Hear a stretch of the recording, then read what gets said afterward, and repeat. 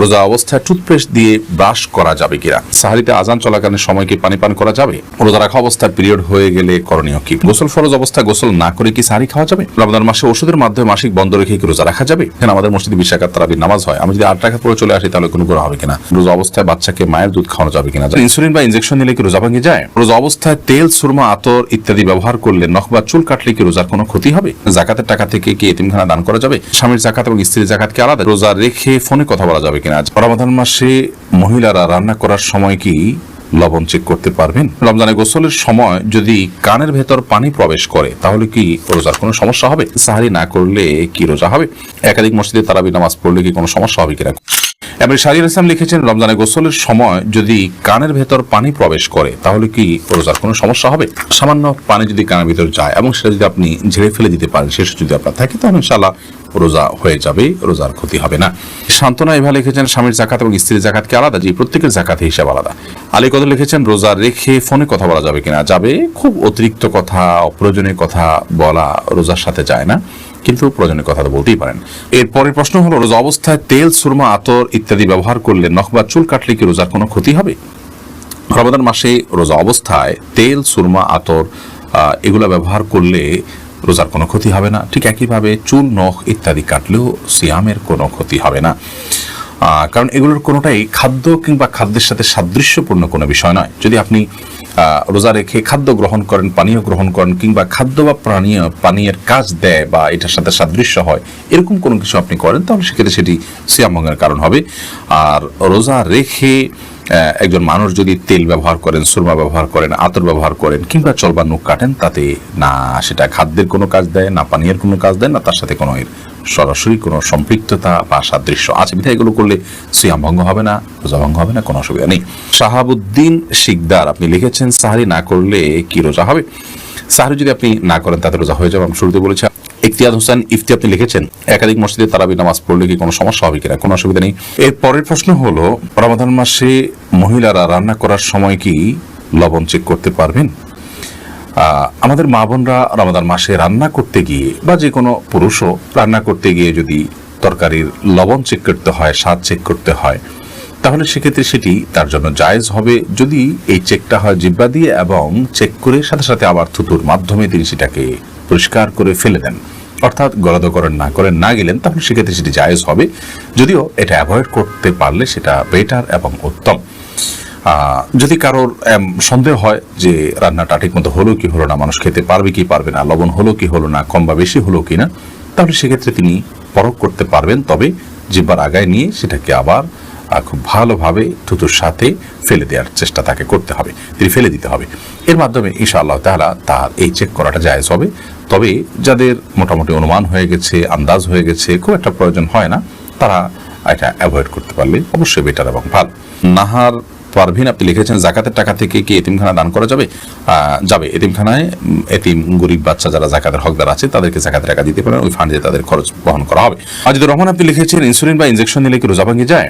Insulin বা injection নিলে রোজা ভঙ্গ হয় না, বিশেষ করে যে ইনজেকশন আমাদের চামড়ার নিচে বা সামান্য মাংসপেশিতে যায়, যেটা আমাদের পাকস্থলিতে যায় না, খাদ্যের কাজ দেয় না, পানীয়ের কাজ দেয় না, খাদ্য বা পানীয়ের সাথে সাদৃশ্য হয় না, সেরকম ইনজেকশন যেটা শুধুমাত্র আপনার চামড়ার নিচে ইনজেক্ট করা হয় কিংবা আপনার মাংসপেশিতে ইনজেক্ট করা হয় এবং সেটাতে আপনার মেডিসিন থাকে সামান্য পরিমাণে, বা যেখানেই হোক ইনজেক্ট করা হয়, সেটা পাকস্থলিতে অন্তত যায় না। তো এই ইনজেকশন এবং আপনার ইনসুলিন এগুলোর কারণে রোজা ভঙ্গ হবে না, এটাই বিশুদ্ধতর মত এবং সংখ্যাগরিষ্ঠ উলামা ইকরাম, আরব আজম সবারই মত বলতে গেলে। সেই হিসাবে টিকাও এটা রোজা ভঙ্গের কারণ না, টিকা নিলেও রোজা আপনি থাকবে আপনার রোজা। তবে যে ইনজেকশন আপনার খাদ্য বা পানীয়ের কাজে, ধরুন গ্লুকোজ আছে, এরকম গ্লুকোজের যে স্যালাইন আছে যদি আপনি গ্রহণ করেন তাহলে তার ফলে রোজা ভঙ্গ হয়ে যাবে, কারণ এটা খাদ্য এবং পানীয়ের কাজ দিয়ে থাকে। তানজিনা আপনি লিখেছেন, রোজা রাখা অবস্থায় পিরিয়ড হয়ে গেলে করণীয় কি? পিরিয়ড যদি হয়ে যায় তাহলে ওই দিনের যে সিয়ামটা আছে ওই সিয়ামটা আপনাকে পরবর্তীতে রমজান পরে রেখে দিতে হবে। আর পিরিয়ড হয়ে গেছে, এখন আপনি অন্য রোজাদার সামনে আপনি খাদ্য গ্রহণ ইত্যাদি থেকে বঞ্চিত থাকবেন এবং ওইভাবে পার করবেন। দারুল হুদা লবি আপনি লিখেছেন, রোজা অবস্থায় বাচ্চাকে মায়ের দুধ খাওয়ানো যাবে কিনা? যাবে, কোনো অসুবিধা নেই। ইফতেখার ইমন লিখেছেন, আমাদের মসজিদে 20 রাকাত তারাবির নামাজ হয়, আমি যদি 8 রাকাত পরে চলে আসি তাহলে কোনো গুনাহ হবে কিনা?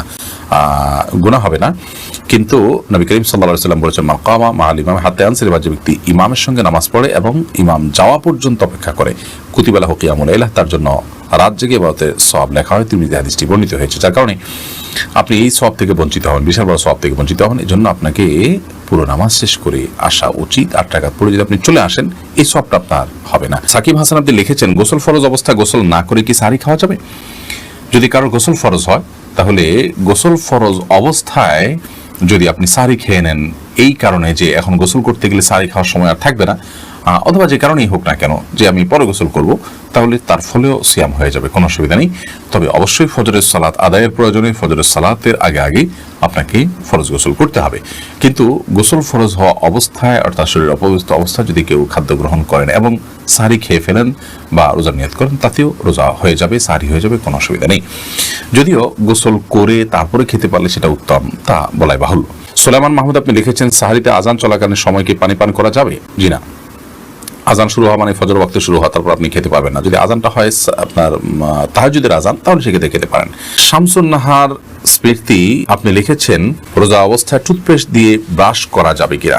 টুথপেস্ট বা মাজন ইত্যাদি দিয়ে, পাউডার ইত্যাদি দিয়ে দাঁত ব্রাশ করা যাবে কিনা, এ বিষয়ে আমাদের দেশের ওলামায়ে কেরাম বলে থাকেন এটি মাকরুহ এবং অপছন্দনীয়। রোজা হয়ে যাবে, কিন্তু একান্ত প্রয়োজন ছাড়া আপনি এটি মুখে ব্যবহার করার ফলে আপনার থুতুর সাথে অপ্রয়োজনে কিছু জিনিস আপনার পেটে যাচ্ছে, সেটা পরিমাণে কম হলেও, তো এই জন্য এটা আপনার জন্য অনুচিত এবং মাকরুহ। সাহরি খাওয়ার সাথে সাথে আপনি ফজরের আগে ব্রাশ করে ফেলবেন, এরপর দিনের বেলা আপনি মিসওয়াক করবেন কিংবা খালি ব্রাশ দিয়ে আপনি দাঁত ঘষবেন বা পরিষ্কার করবেন। যদিও সৌদি আরবের স্কলারগণ এবং ওলামায়ে কেরাম এটিকে মাকরুহ বলেন না, তারা এটাকে জায়েজ বলেন। কিন্তু মাকরুহ হওয়াটা, অপছন্দনীয় হওয়াটাই হলো অধিকতর যুক্তিযুক্ত, কারণ টুথপেস্ট এটি আমাদের থুতুর সাথে ভেতরে চলে যায়, হোক না সেটা পরিমাণে কম, তো এটিতে একান্ত প্রয়োজন নাই। যার কারণে আপনি সাহরির আগে আপনি টুথপেস্ট দিয়ে ব্রাশ করেন, পরবর্তীতে খালি ব্রাশ কিংবা মেসওয়াকের অভ্যাস গড়ে তোলেন। যে দিনের বেলা আপনি খাদ্য গ্রহণ করছেন না বিধায় এটা নিয়ে খুব বেশি পেরেশান থাকারও কোনো কারণ নেই। আয়েশা ইসলাম আপনি লিখেছেন, রমজান মাসে ওষুধের মাধ্যমে মাসিক বন্ধ রেখে কি রোজা রাখা যাবে?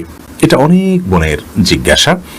রমজান মাসে মাসিক বন্ধ করার জন্য ঔষধ সেবন করে যদি কেউ রোজা রাখেন, তাহলে সেক্ষেত্রে সেটি তার জন্য জায়েজ হবে। শর্ত হলো সে ওষুধের মাধ্যমে কোনো বড় ধরনের তার শারীরিক ক্ষতির মুখোমুখি হওয়া বা কোনো প্রকার সাইড এফেক্টের আশঙ্কা না থাকতে হবে।